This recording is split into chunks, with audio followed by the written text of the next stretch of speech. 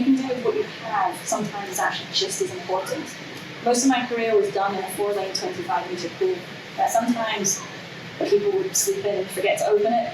Sometimes the pool temperature was up at 32 degrees. It wasn't always the best facility, but we made it work. It taught me a lot of character. I had competitions, and I would swim multiple races. Not because that was what my coach fortunately told me to do, but because for me, I had that mindset of, well, if I qualify for it, I'm going to race it. And then I ended up at competitions where I literally had qualified for everything, so I'd swim everything. I was knackered by the end of it, it was great, but there's different purposes for it. Obviously, coming into major competitions, I would scale it back because, for me, I kind of wanted to prioritize some more of the major events. I'm not a big athlete. Again, athletic development-wise can vary. Some athletes get to be 6 foot tall. Some athletes can be 5'8". For me, being at 5'5" and weighing 54 kilos, I'm not a typical size swimmer. So for me, working on my technique and my mindset was probably one of the biggest things I could learn as a junior swimmer. Coming into the suits. So I have a picture of me wearing just a costume for the Commonwealth Games. I actually didn't go into the knee suits until I was 18, 19. My best stroke as a junior was butterfly. Started off as a 200 fly swimmer. Was terrible at breaststroke. I could swim it faster backwards than I could forwards. The one stroke that it just wouldn't put. The amount of technique help I had from so many coaches, so many people, different camps. Alan Lynn yesterday mentioned as well, he actually came to Inverurie and ran a breaststroke clinic. And I was desperately trying hard, the whole think of the biggest scoop of ice cream that you could think of, elephant, monkey, mouse, everything. But it just wasn't clicking. Before the Commonwealth Games in 2006, I had an interview. And I was asked, what's your race plan going into the 400 IM for the Commonwealths? And it was go out as hard as I could on the butterfly and backstroke because everybody catches me up on the breaststroke. We then had the polysuit era where knee suits started coming in, full body suits started coming in. So I started trying these different suits, and as soon as I started putting the long suit on, I actually found that my breaststroke technique changed. And from then, actually, my breaststroke started becoming probably one of the strongest strokes within the medley for me. And I'm not a natural breaststroker. The way that I swim breaststroke within the IM is completely different to how I swim it in an individual race. Half the time, I love swimming the 200 breaststroke because the majority of the time, I don't know what I'm doing with it. As long as I feel like I'm going forwards, that's the main thing. And I love that part of it. So never assume that the athletes you have, who are a backstroker, a flyer, a freestyle, breaststroker at the age of 11 to 13 will stay in that distance until they're 19, 20, 21. It will change. As I said, the athletic development will cause them to change. As I say, the height, differences between males and females as well. Boys, they'll have longer bones, they'll have greater muscle power and muscle strength and development. Girls, we develop larger hips, we have a bit more adipose tissue as well, so our form changes through the water. So be mindful that whilst you've got a strong stroke just now, a couple of years' time, might be still strong, but another stroke might come through. So always try and work on as many different strokes as possible. And that's why I think the suit policy is going to be really, really important, to develop that awareness that it's not about the suit that you put on that makes you a fast swimmer. It's the athlete within it. Probably one of the best quotes I've had actually was someone recently that stated that your athlete is like a car. They're the engine. The suits are the spoiler. At the minute, as a junior swimmer, they're a little Fiat. How much advantage is a spoiler on a Fiat? It's not that much. So as they grow and mature, that engine gets better, gets more developed, gets stronger, gets faster and more powerful. That's when the spoiler starts becoming more effective. So that's when the technical suits start becoming more prevalent. The technical suits are called technical because there's a lot of technology that goes behind it. So looking at, as I say, I've only got Arena and Speedo suits, but you've got Teal, you've got Nike, you've got Adidas. There are lots of different other suits out there, and they're different technologies. The three key areas that make a technical suit is the rubber at the sole, sort of around the leg part. That basically grips to the skin, so it stops any movement, any flapping. Second part is the ultrasound bonding. Basically, the seam.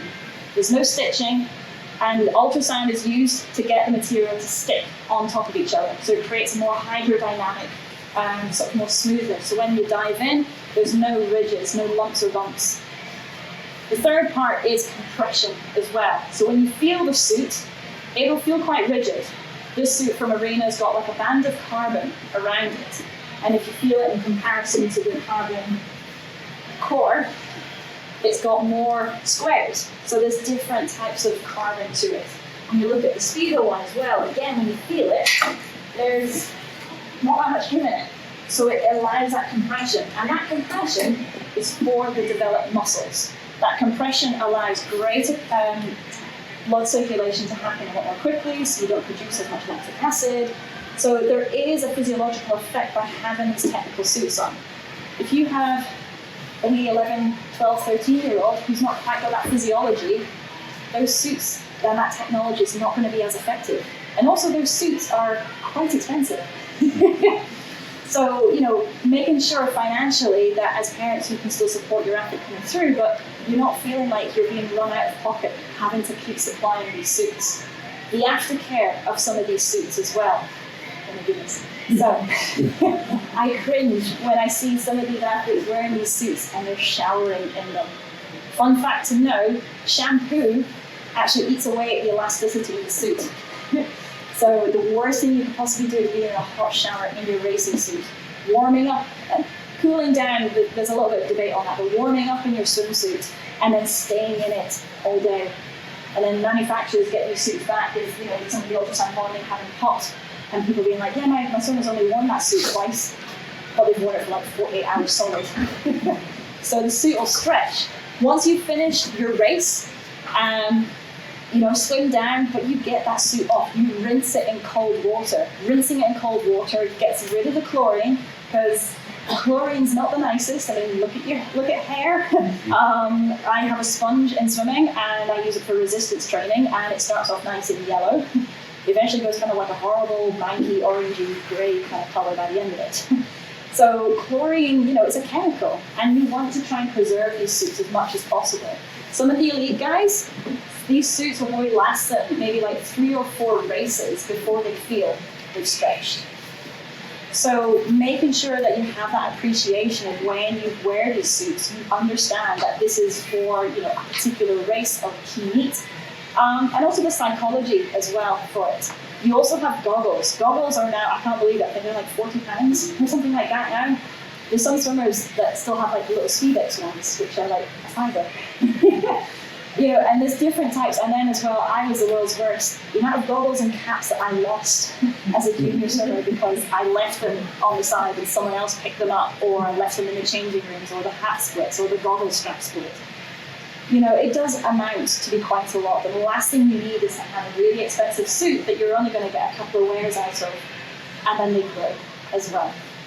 So coming into the non-tech suits, there is quite a variety of them. So I'll let you guys as well at the end kind of have a little look. If we've got hand sanitizer, you can sanitize your hands before you touch the suits as well. That'd be appreciated. But for these suits, they can have one of those 3 elements, but not all 3. Another tip as well to know whether it's a non-technical suit is the price. If you're paying for a suit that's more than £130, you're looking at more of it being a technical suit, because the technology going into production of it means it's going to be more expensive. So for these suits, you know, there should be a little bit, £100 is not exactly something you can just throw away every now and then, but it's a bit more manageable than the £200, £300 suits. So with these suits, you've got the stitching, not the ultrasound bonding. So the stitching means they've not got that technology, but the suit still stays together. It still lasts. For this one, it does have the rubber around the base of it. It doesn't have, with it being Arena, that carbon banding going around it, and it's still got the FINA logo as well. So this, even though it has the rubber part of it, it doesn't have the ultrasound bonding, so this is a suit that would be suitable. Coming into Speedo as well. When you feel this feels just like a normal training suit. It's an endurance plus suit, and a lot of athletes sometimes use this in training as well, but this is a suit that can be worn in competition. It has the FINA logo, it has the stitching, doesn't have the rubber at the sole of it as well, and you can feel it's not compressive, and you can feel as well the difference within the material. So it is quite confusing. Granted, for some parents coming into the sport, there are a lot of choices out there, so knowing is a little bit of a minefield. So that's why hopefully this session today can just give you that peace of mind, so you can actually physically feel and see what the suits are, what the rules are, so that when you have your child who's under the age of 13, they can go to competitions knowing that they have the right equipment. Because ultimately, once this policy comes into effect on the 1st of September, it does come down to the parents, the coaches, and the athletes to be responsible for this. So going through that athletic development and why having suits like this is so key is that there will be a natural progression in a swimmer's time, regardless of what suit they wear. There was a calculation, again, my dad's pretty good with numbers, that for every inch in height grown, you gain 6 centimeters in distance per stroke. So you can have certain swimmers who might not turn up to training that much, but will drop heaps of time because all they've done is grow. So teaching the ability that some of the athletes who might not have that advantage, someone like me who's not grown as much as a swimmer and renowned for being pretty small, I did have to work, and I had to work, my work ethic was such that the training, consistency and persistency with it. It is a really unforgiving sport in a sense. We do have to train as often as we can. Pool availability as well sometimes can go against us. But being mindful and managing the recovery side. Sometimes less is more. Just because your athlete might not have done a PB doesn't mean you suddenly have to do more training sessions, more this, more that.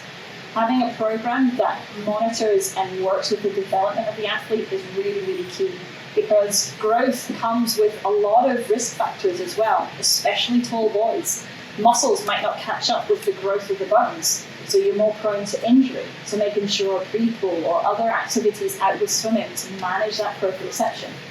I remember Biden Adams, I think, had described Robbie Rennick once as an octopus in a phone box because he was very lanky as a teenager. And he actually used to do Pilates with myself in a brewery with a lady called Alison Phantom, just to bring in that body awareness. Because again, their stroke will change. So if an athlete can appreciate that the effort that they put in the water will give them that outcome, the times will drop. Working with their coach, working with you guys as parents as well. You guys are the ones that are the taxi drivers, start taking them to and from the pool. It's the cooking the meals too.